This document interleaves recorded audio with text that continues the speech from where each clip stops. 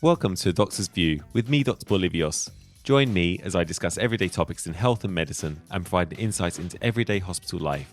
Sit back and enjoy the show.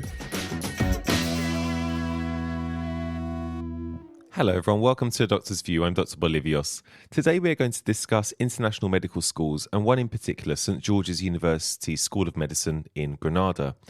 An international medical school accepts students from all over the world and does have some very key differences between a more traditional medical school. Today, I'm joined by Dr. Josh Ramgist, a graduate from SGU, to talk about these differences, as well as offer some advice to those looking to study medicine or practice medicine abroad. So Josh, welcome to the show, and please tell us a little bit about yourself.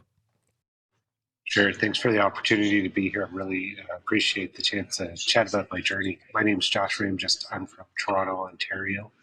I graduated from St. George's University in 2011, and currently I'm a fellow in pediatric surgery at the Hospital for Sick Children at the University of Toronto here in Canada.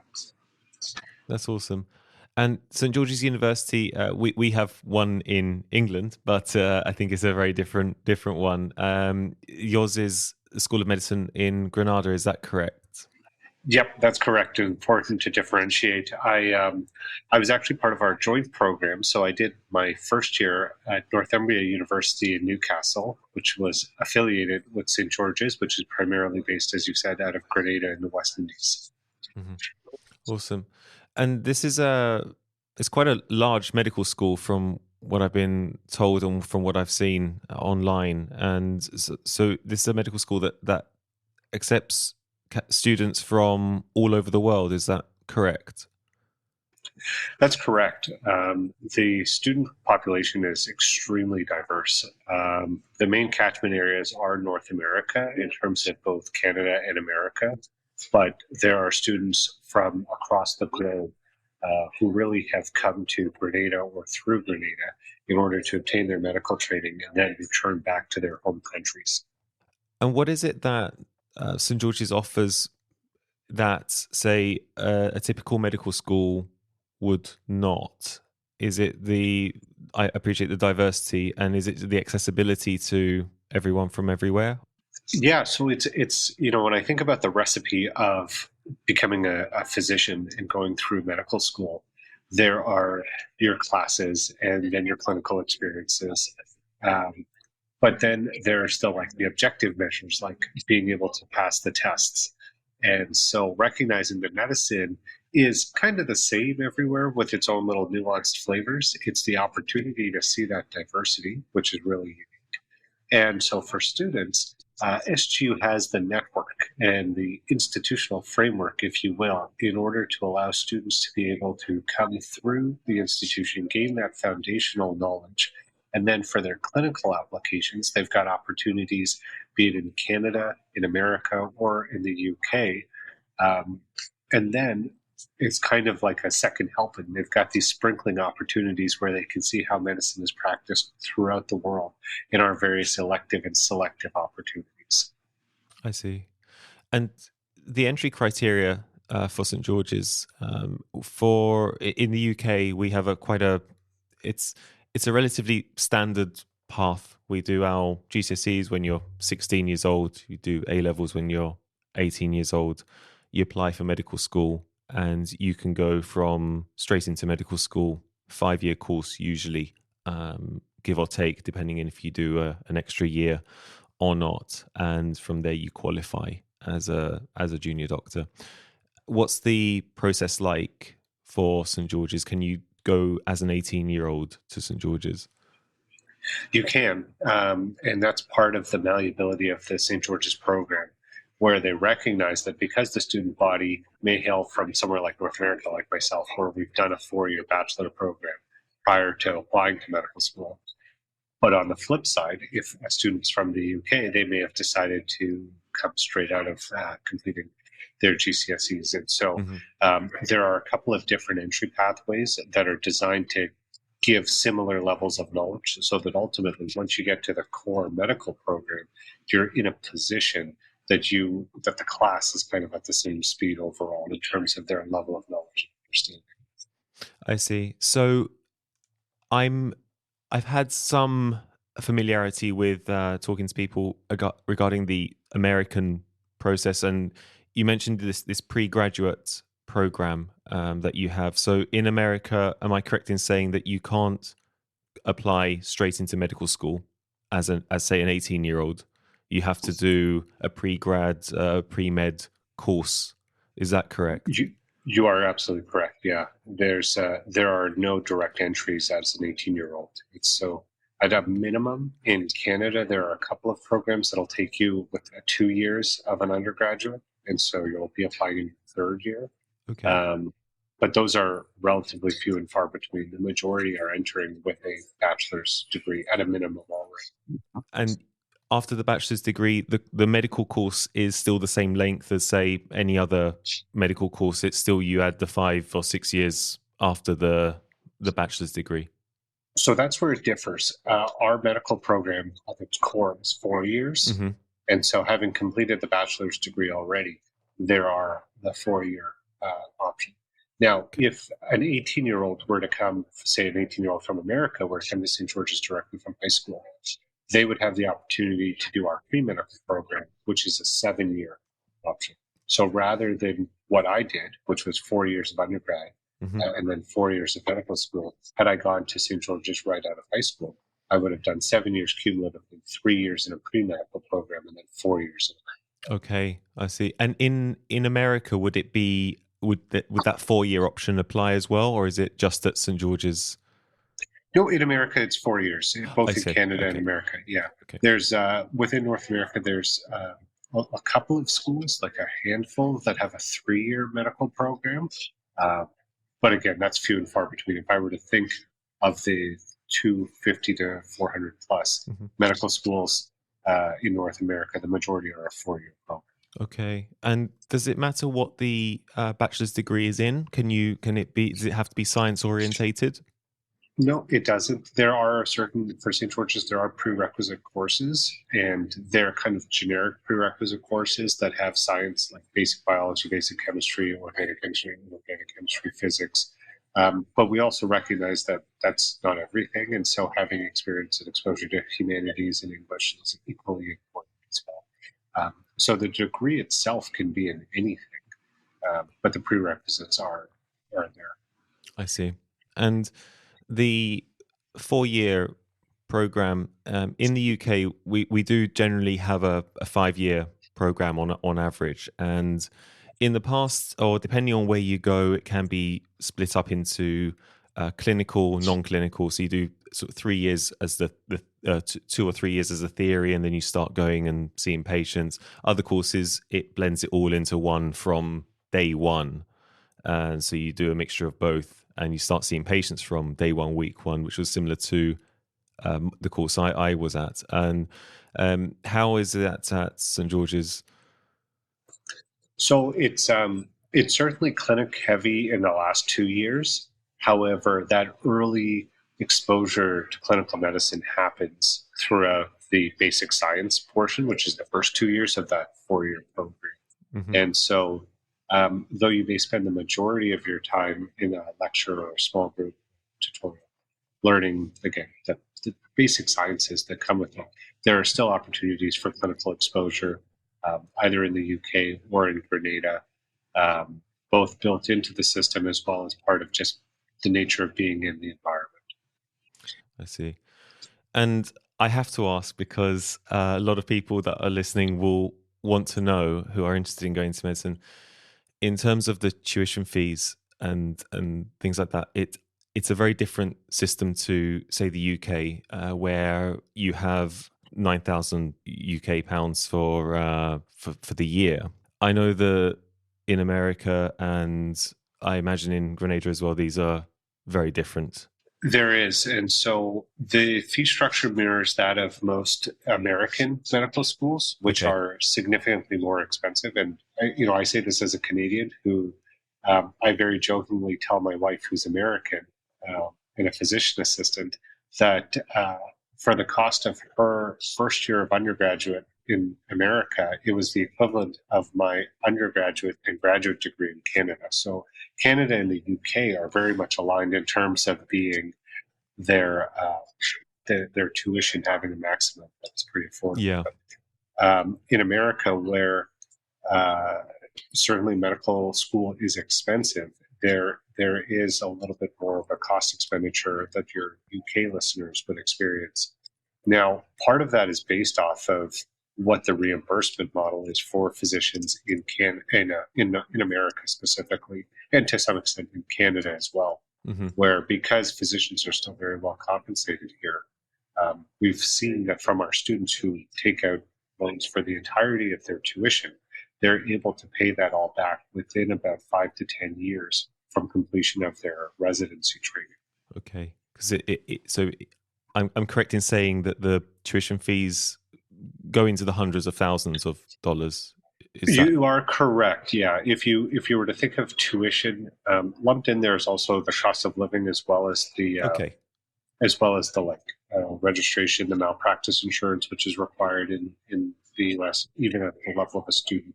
And so it's anywhere from 250 to $350,000 when all is said and done.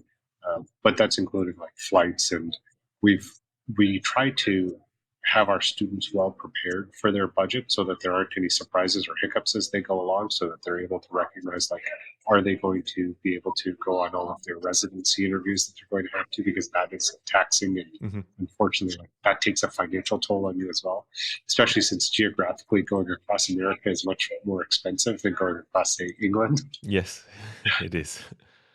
That's fair. Um, and the qualification that you get at the end that allows you to essentially work in a variety of different places. Is that correct? That's correct. So because it's an accredited medical school internationally, um, it is you meet the minimum criteria in order for you to then be able to go on and sit the board examinations or licensing examinations for whatever country is home. Okay. And so again, for the majority of our students, that's typically America. Hmm. However, it's not limited to that. We have students who are in Canada, such as myself, or in the UK, really throughout the world. And so part of the scrutiny that SGU has taken, where many medical schools that are based within a single country or city, they just have to answer to their own national regulatory body. St. George's is routinely evaluated and inspected by international regulatory bodies from all over the Hmm. world who want to ensure that it makes the say the UK standard or the Canadian standard, and so they're very much used to going through these accreditation processes in order to maintain their certification for whatever country a student may hail from.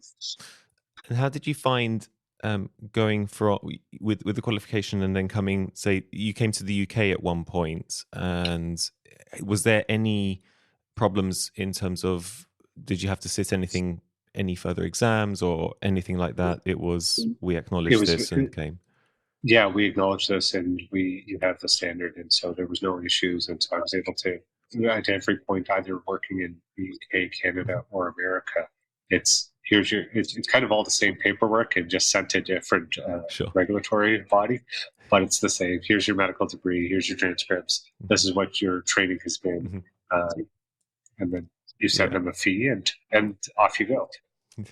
Good. What were the different jobs you were doing in America, UK, and now Canada? I know you're in pediatrics there now, but what were the different roles you were doing in each country? Right. So my first year in the UK was at the Global Scholars Program at St. George's, and that was as a first year medical student. Um, and so that was primarily a teaching role, or sorry, rather a learning role. Hmm. So in being in medical school. And then when I was in the US, I was both for my clinical rotations or the clerkships in my last 2 years of medical school. And then I was there for residency where I did adult general surgery. Um, Hmm. and that was through like an accredited medical training program.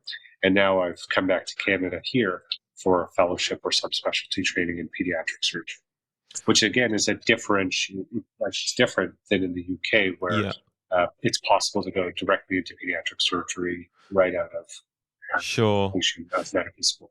Yeah, I wanted to actually chat to you about that sort of pathway, as it were. So, am I correct in saying that when you were in the UK, was that as a qualified doctor? Sorry, did you say No, no, that was as a student. that was as a student? Okay, but America was, That's correct. and I was obviously Canada now is, and yeah, in the UK we definitely have a different pathway. So we finish our medical school after say the 5 or 6 years, and you become a F1 foundation year one doctor, and you at the end of that year you then have a full license. You're technically under a provisional license for that 1 year, and then you have your F2 year, and then you choose your specialty and start doing your core or specialty training. So, could you just go over the whole pathway for America, as it were? It's. I've trying to get my head around it a few times. Yeah, it's a different pathway. So in America, I'll do start to finish. So you go to high Sure. school, you go to undergraduate, and so that's 4 years of undergraduate. Then you go to medical school, and that's 4 years of medical school. Hmm. You graduate, and then you're eligible for a residency. Now, the residencies depend upon the specialty. So there are the core residencies that kind of everyone will most commonly your internal medicine, family medicine, surgery, obstetrics, gynecology, psychiatry, pediatrics, and that'll be your qualification to be in that given specialty. And their lengths can vary. Um, Okay. So, for example, my surgical training in adult general surgery can be a minimum of 5 years, but more commonly is 6 to 8. And that's a product of because a lot of people who do subspecialty or like interspersed research training in the middle. Um, Internal medicine is 3 years. Pediatrics is 3 years in America, 4 years in Canada. Um, and so those are what's required in order to be licensed or certified as a given specialist in those areas. Hmm. And then there's subspecialty training, which would be the additional fellowships on top of that. So there can be pediatric surgery, such as myself. I did a couple of other fellowships in pediatric trauma and neonatal surgical care. And so those can add additional 1 to 2 years to it. Okay. Specialties out of internal medicine, such as like gastroenterology, cardiology, respirology, pulmonology, those are typically an additional 3 years training. So what that can end up with is a total period of, say, 3 years of an internal medicine residency, followed by 3 years of subspecialty training. So 6 years total after graduating from medical school. Okay. And then what's the title, as it were, after those 6, 7 years? Yeah, so then you'd be a licensed physician in that given specialty. The And equivalent of so our consultancy, basically. exactly. Okay. Yeah, Okay. exactly.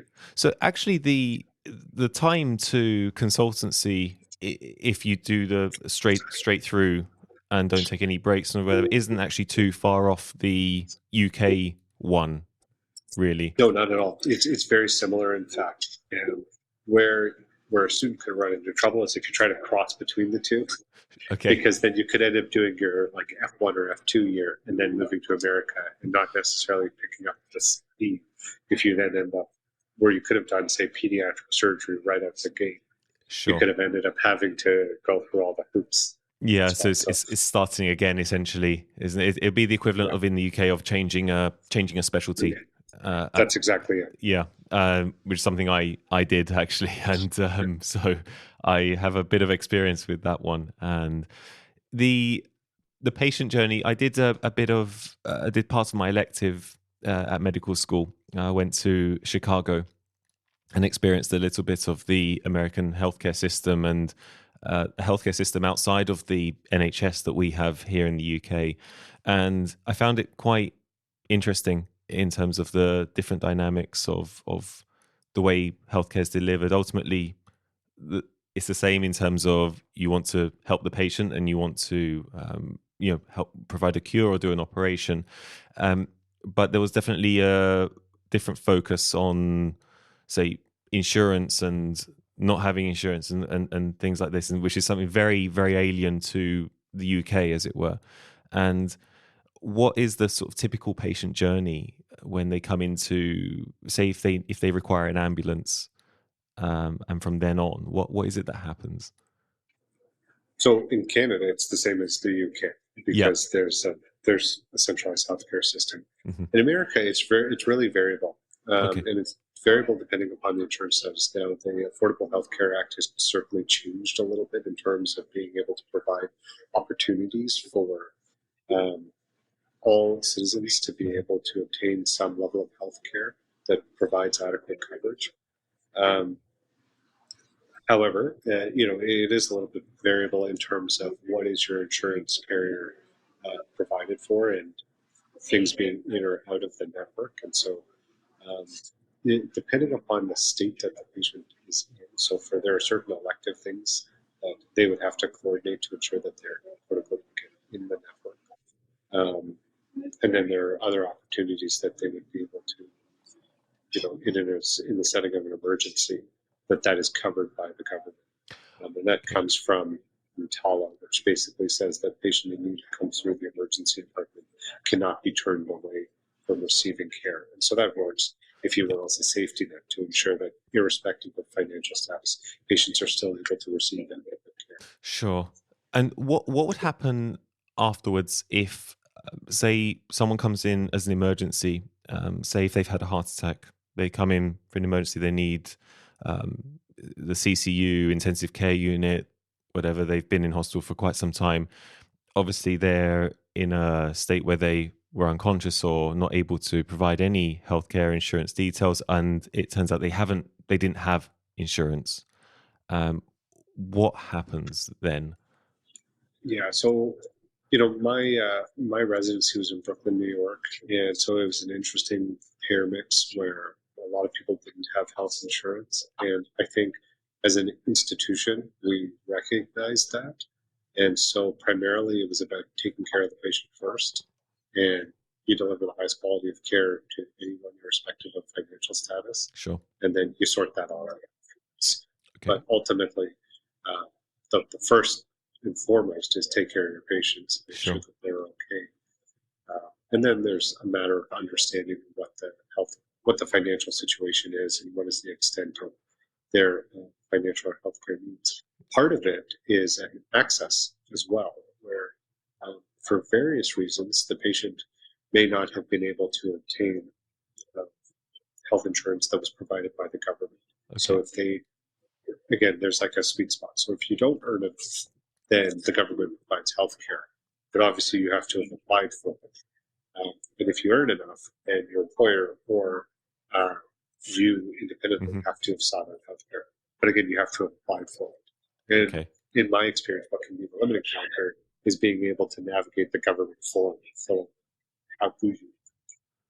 And so, again, first and foremost, take care of the patient. Sure. Once they're better, then having a social worker that can help them be able to navigate the paperwork Okay.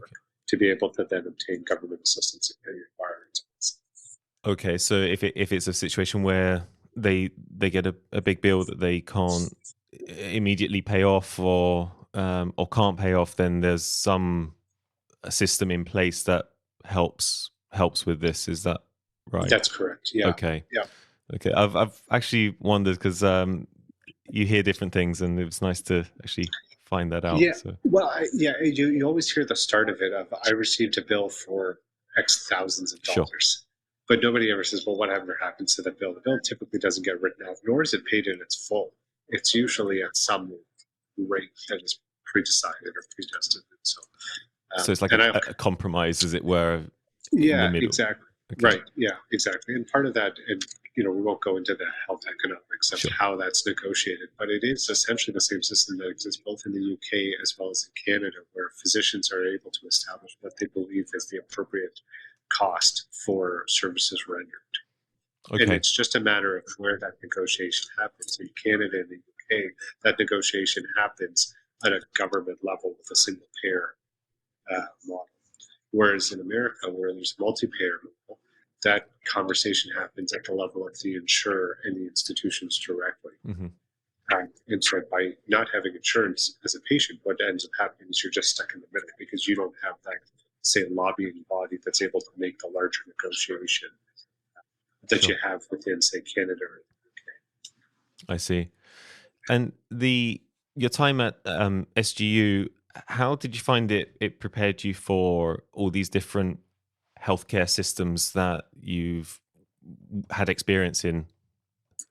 Yeah, so I was actually one of the prime questions I got asked during my residency interviews Okay. was, well, how do you apply what you've learned to our context? And in many ways, there's the relatability, which is having lived and worked with people from all over the world. There's an immediate connection, which I think is kind of true in healthcare, where you want to feel like you're taking care of people who you can recognize with, and they can recognize you. And so you feel that inherent connection to your patient, which is nice. And then two is like negotiating the healthcare or the policies that exist and recognizing that there's no single way to do things and that it's okay to do things differently.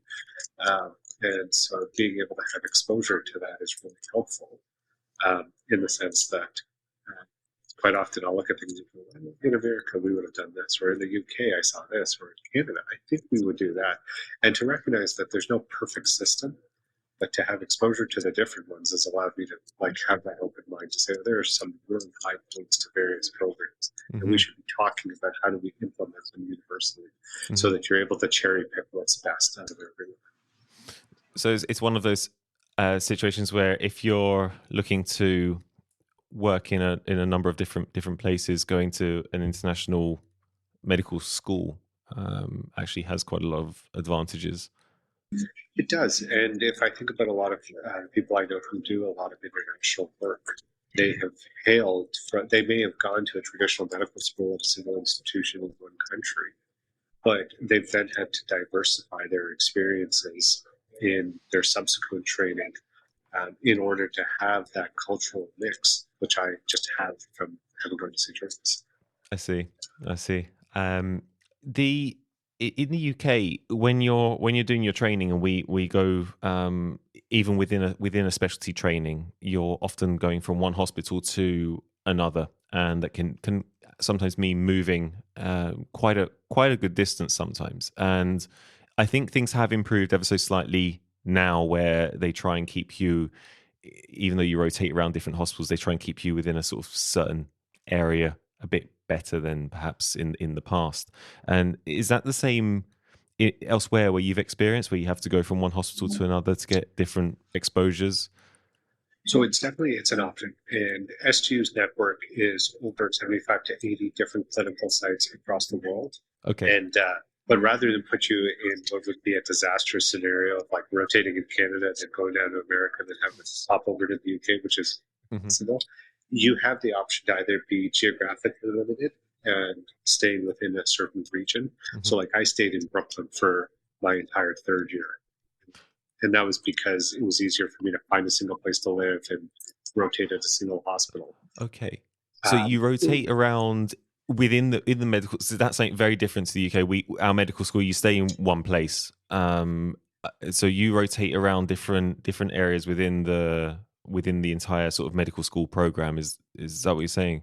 Yeah, exactly. You have the option to be able to move around it. So you can either say, I want to be the jet setter and I want to go and rotate at different hospitals in different cities, which is amazing because then you have even the regional variations that you're able to be exposed to. Or you could be a little bit more like of a homebody like myself and say, I'm going to stay in one spot and really get a good feeling for this area. And so we recognize that every student has what's better for them. I don't know that I probably would have enjoyed to travel, but I wouldn't have been as focused. Sure. And so for me, being in one spot was very beneficial. Sure. So there is that kind of flexibility within the St. Joseph's program. Cool. Oh, and what about with the residency program and then the specialty training program, which is where we have a little bit of rotating around? Is that the same in America, in Canada, and other places? It's very much program specific and what the affiliations are. And so the way both the Royal College in Canada and the ECGME, the American Council of Graduate Medical Education, have structured their programs is that there are certain minimum experiences that have to be made in order to qualify for that specialty training. Now, some programs are just not in a position to be able to be exposed, say, in surgery to all the procedures that are necessary. And so a hospital may elect to have an affiliation with another institution so that their trainees are able to obtain those numbers. Yeah. So there's a little bit of variability, and that's dependent on the program. Okay. Yeah, that's kind of similar to UK, where you do one part of the training in one place, for example, then that hospital might not have, say, a cardiac unit for heart surgery, and so you have to go to another hospital for a few months to get that experience as well. And hopefully they're relatively close to each other. Is there a big can you travel quite good distances? Would you have to move sometimes for these different exposures, or can you stay in one It's place? no, most of the programs try to do it in a reasonable manner. So, for example, my program when I was in for general surgery in America, we we went to shock trauma in Baltimore, even though we Hmm. were based out of Brooklyn, and so um, our program had an apartment that they rented for us because they recognized that you were already paying New York City rent. That you couldn't, there's no way that you could afford two places. And so that was already a place for you to be able to go down there for the month, which you had to. And so that made the moving much more manageable. Or similarly, our affiliations with our transplant programs were within the city, within Manhattan. So again, that was already predestined, and there's like transportation that was provided, so that Hmm. you'd be able to do that. Cool.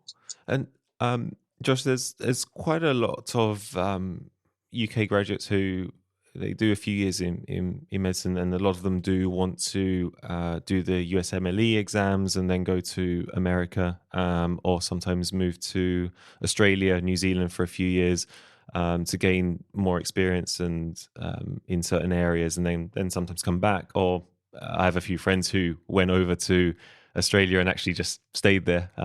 They liked it a lot. Um, how did you find the switching between medical systems from one country to another in terms of paperwork and people that want to do it? You know, what would you suggest? So the paperwork is arduous, and so allocate time to do it, but Hmm. it is doable.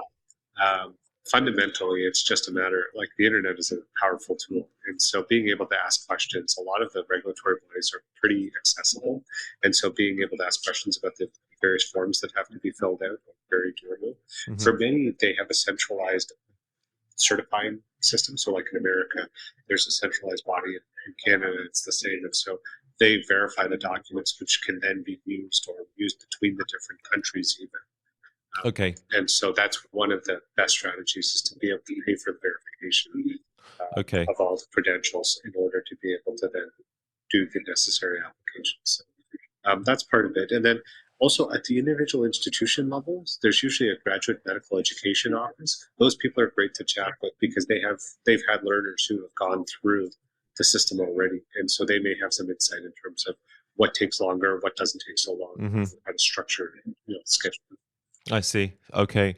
And is this from people that say go to international medical schools? Do you find that they tend to do more switching between systems, say, than another what's the word, traditional course, say? Yeah, I think so. And part of SGU's strategy has been that you're here to be a doctor, not to learn how to do clerical paperwork. And so there's a fair number of support staff who are available to help facilitate uh, either getting the documents together or what the documents that are required are. And we have a lot of like standardization pathways, so that that takes a lot of the administrative burden off of the student. Hmm. That's cool. And quite interested in your current job at the moment, actually. Could you just go into a little bit more detail in terms of your day-to-day life and role in this job? Yeah, so I'm a pediatric or a fellow in pediatric surgery, and so I've done a few fellowships here at Sick Kids. In, like I said, in pediatric trauma and neonatal surgical care and pediatric simulation medicine. Uh, and so, primarily, what has interested me is I like taking care of children, and uh, it's one of the few surgical specialties where we truly operate above and below the diaphragm, pretty much everything. Yeah. And so, it's really an opportunity to take care of kids who are either fetuses or take care of them right up to like 18, 19, 20 years old, and deal with their congenital problems. So my day to day is pretty standard for most surgical specialties, from around in the morning, turning rooms during the day, or clinics, and on call as well. Mhm. For night. So Mhm. the day to day is about the same. It's just the patient population that varies. Sure. And do you say appreciate you operate above and below the diaphragm, so abdomen and in the chest? Exactly. Yeah, we do Yeah. non-cardiac thoracic surgery, so lungs, esophagus, mediastinum, pleural based Okay. diseases. Those are still within. Okay. And cardiac would be a separate Cardiac specialty is in through its own. cardiac. Exactly. I Yeah. see. Okay. And what up to what ages does pediatrics cover in Canada? In the UK? 18, Sorry, 18 18. primarily. Yeah, Um, and yeah, and in you America, sorry, I yeah. was going to say in America it'll go up to 2022. So you would still see a pediatric doctor up to the age of 21, 22 in America. Those are special circumstances. You wouldn't normally. They're usually like if there was a child who has a pediatric disease, so something that maybe they've been followed their entire life, they would be retained, or there's like special exemption that can be given, so that if it's a special disease that is very nuanced, that's not typically cared for by an adult surgeon, then you could still Okay. have a pediatric surgeon involved in your care. Okay, interesting. Because so if they went in with, say, let's say an appendicitis, for example, something relatively run of the mill, and they were 16, 17-year-old, they would be seen by an adult surgeon, pretty Yeah, they much. would. Yeah, Yeah. Okay. definitely. Yeah. Yeah, that's similar to us. That's interesting. And what advice do you have for anyone looking to sort of do this diverse way of medical training and looking to work in other countries, be it if they're pre-med, 18, or have finished medical school and looking to work elsewhere? So I think it's not for everyone, but individuals who are open-minded and really are excited to have a mixed experience and are looking for a little bit of variability in their life, it's one of the greatest experiences I've had. And every day is like something new, and it's just put me on this path and this mindset that you can be so uber flexible that it's enjoyable to just have that variability, have new experiences, and have these constantly changing environments. It's really helped me mature and grow as an individual, which I've appreciated, and I've tried to pay that forward in how I take care of patients on a day to day. That's really nice. Thank you, Josh. Thank you so much for giving us an insight into the different world out there. Actually, one that is sort of not really spoken about very much, actually, within medicine. So thank you. Really appreciate it. Oh, you're very welcome. Thanks for the time today. Our pleasure. Thank you once again to Dr. Josh Ramgis for very kindly giving up his break to chat to me. And I will leave links to St. George's University in the podcast description should anyone want more information and also to learn more about what an international university has to offer. And with that, I will leave you. Please do email with any questions, and also if you have any topics you'd like me to cover on the show. And if you do enjoy the show, please do leave a follow or a like or subscribe on whatever platform you're using. As always, please look after yourselves, and I will join you again next time. I'm Dr. Bolivios. Goodbye.